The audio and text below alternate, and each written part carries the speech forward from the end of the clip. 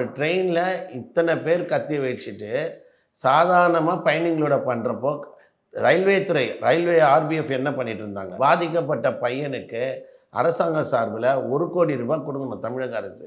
இதுதான் நம்மளுடைய ப்ரொபோசலாக வைக்கிறோம். ஏன்னா வெளியூர்லேருந்து வரக்கூடிய உழைப்புகள் திருட வரல.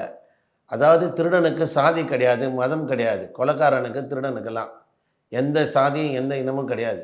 வெளியூர்லேருந்து அவன் பழப்பு இப்போ நம்ம தமிழ்நாட்டிலேருந்து கேரளாவில் எவ்வளோ பேர் போயிருக்காங்க, பீகாரில் இருக்காங்க, குஜராத்தில் இருக்கிறாங்க, மும்பையில் இருக்கிறாங்க, வெளிநாடுகள்லேயும் இருக்காங்க. அவங்களுக்கெல்லாம் அந்தந்த ஊரில் பாதுகாப்பு தரா மாதிரி தமிழ்நாட்டில் வடமாநில இளைஞர்களுக்கு முழுமையான பாதுகாப்பு தரணும்.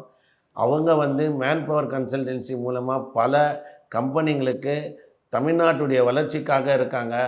தவறு செய்யும் வடமாநில நபர்கள் மீது நடவடிக்கை எடுக்கிறது தப்பு கிடையாது. ஆனால் பிழைப்புக்காக தமிழ்நாட்டுக்கு வரக்கூடிய ஒரு வடமாநில இளைஞரை கொடூரமாக தாக்கினால் பிற்காலத்தில் அசாம் போன்ற மாநிலம், பீகார், சத்தீஸ்கர் போன்ற மாநிலத்தில் வாழக்கூடிய தமிழர்களுக்கு ஏதேனும் பிரச்சனை ஏற்பட்டால் இந்த அரசு இங்கேருந்து டிவியில் மட்டும்தான் பார்க்கும்.